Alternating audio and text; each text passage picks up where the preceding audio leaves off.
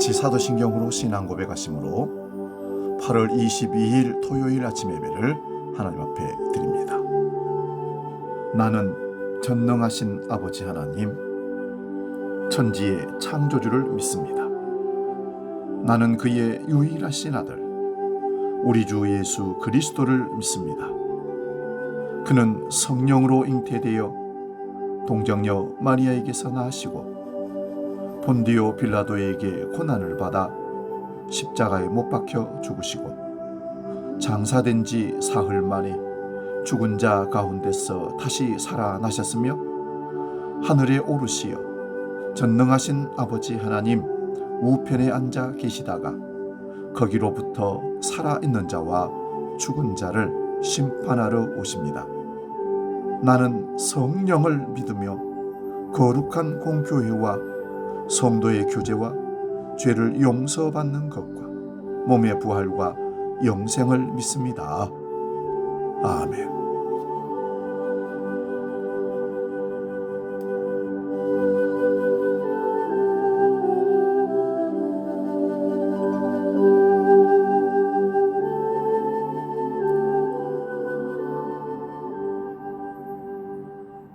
찬송가 270장 변찮는 주님의 사랑과 함께 찬송합니다.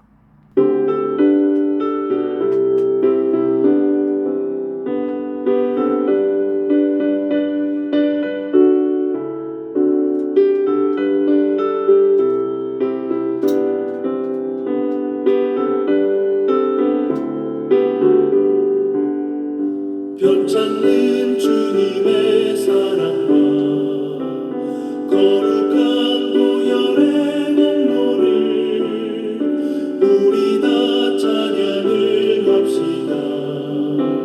주님을 만나볼 때까지 예수는 우리를 깨끗게 하시는 주시니 그의 피 우리를 눈보다 더 희게 하셨네.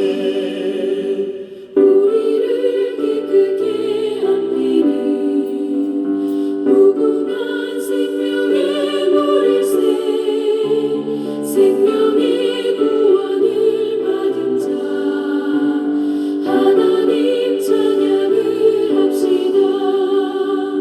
예수는 우리를 깨끗게 하시는 주시니 그의 피 우리를 눈보다 더 희게 하셨네.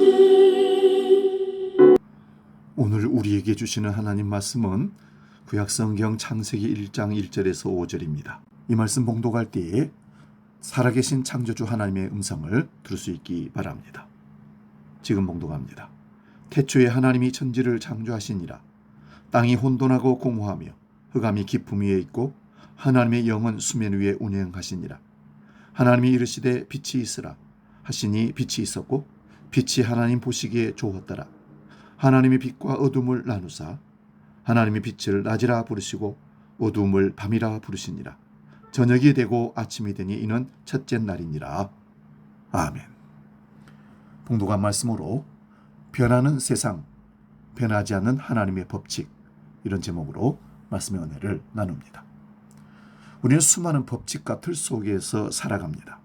해가 동쪽에서 떠오르고 계절이 바뀌는 자연의 법칙부터 경제학의 복리법칙, 과학의 법칙, 심지어 살면서 경험하는 머피의 법칙까지 수많은 기준들이 세상을 지배하는 것처럼 보입니다. 그러나 세상의 법칙과 유행은 유통기한이 있습니다. 시대가 바뀌고 환경이 변하면 어제의 진리가 오늘의 거짓이 되기도 합니다.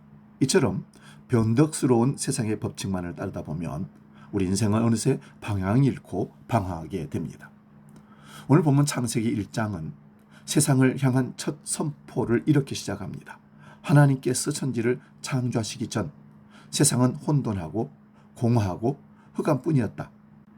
아무런 질서도 목적도 소망도 없던 곳이었습니다. 그러나 바로 그곳에 하나님 말씀이 선포되자 빛이 임했고 빛과 어둠이 나누며 거룩한 질서가 세워졌습니다.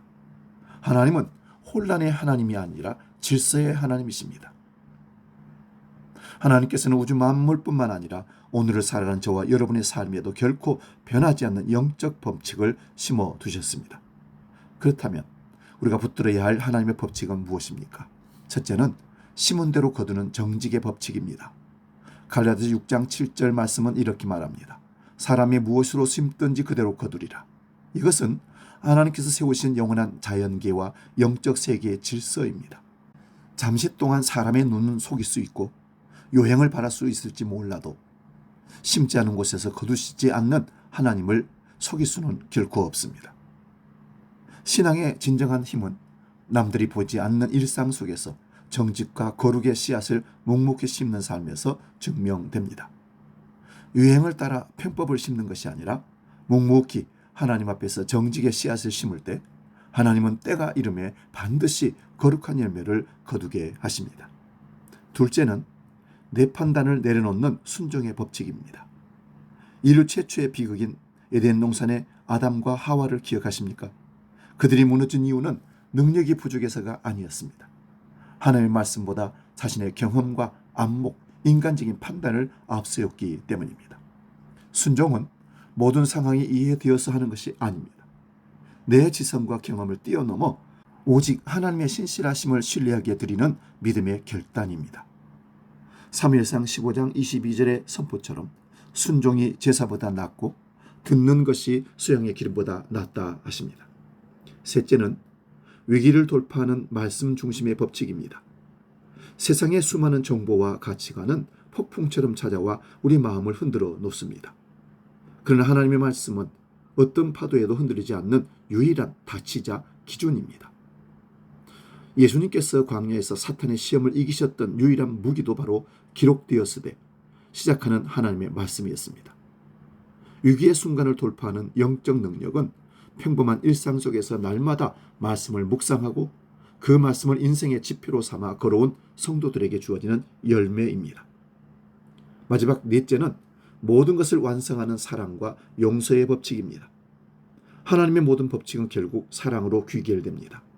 세상은 미움을 미움으로 갚고 눈은 눈으로 갚는 보복을 정의라고 합니다. 그러나 예수 그리스도의 십자가는 하나님의 공의와 맹목적인 사랑의 법칙이 가장 선명하게 만나는 자리였습니다. 주님은 자신을 못 박는 원수들을 향해 저주가 아닌 용서의 기도를 드리셨습니다. 사랑은 하나님의 성품 자체이며 용서는 죄와 미움의 사슬을 끊어내는 가장 강력한 믿음의 능력입니다. 사랑하는 여러분, 오늘 우리는 어떤 법칙을 따라 살아가고 있습니까? 세상의 유행과 인간적인 계산이라는 모래 위에 집을 짓고 계시지는 않습니까? 세상의 법칙은 변하지만 하나님 법칙은 영원합니다. 오늘 내가 하나님의 말씀에 순종을 심으면 내 순종의 열매를 거둡니다. 진실을 심으면 신뢰를, 사랑을 심으면 화평의 열매를 거두게 됩니다. 거친 세상 속에서 세상의 기준을 따라 흔들리지 마시고 오직 하나님이 세우신 거룩한 영적 법칙을 따라 걸어가심으로 하나님이 주시는 참된 질서와 승리를 누리시는 저와 여러분 되시기를 주의 이름으로 축원드립니다. 기도하겠습니다. 하나님 아버지, 변덕스러운 세상의 법칙과 인간적인 계산에 흔들렸던 저희의 불신앙을 용서하여 주옵소서. 오직 하나님의 영원한 법칙만을 인생의 기준으로 삼게 하여 주옵소서. 내 판단과 경험을 내려놓고 말씀에 온전히 순종하게 하여 주옵소서. 날마다 일상 속에서 정직과 거룩의 씨앗을 묵묵히 심어가는 하나님의 백성 되게 하여 주옵소서. 십자가의 사랑과 용서의 법칙을 따라 원수까지도 품게 하시고 하나님께서 약속하신 평안과 거룩한 영적 열매를 맺는 복된 삶이 이어지게 하여 주옵소서. 이제 주기도로 기도합니다. 하늘에 계신 우리 아버지, 아버지의 이름을 거룩하게 하시며 아버지의 나라가 오게 하시며 아버지의 뜻이 하늘에서와 같이 땅에서도 이루어지게 하소서. 오늘 우리에게 일용할 양식을 주시고 우리가 우리에게 잘못한 사람을 용서하여 준 것 같이 우리 죄를 용서하여 주시고 우리를 시험에 빠지지 않게 하시고 악에서 구하소서.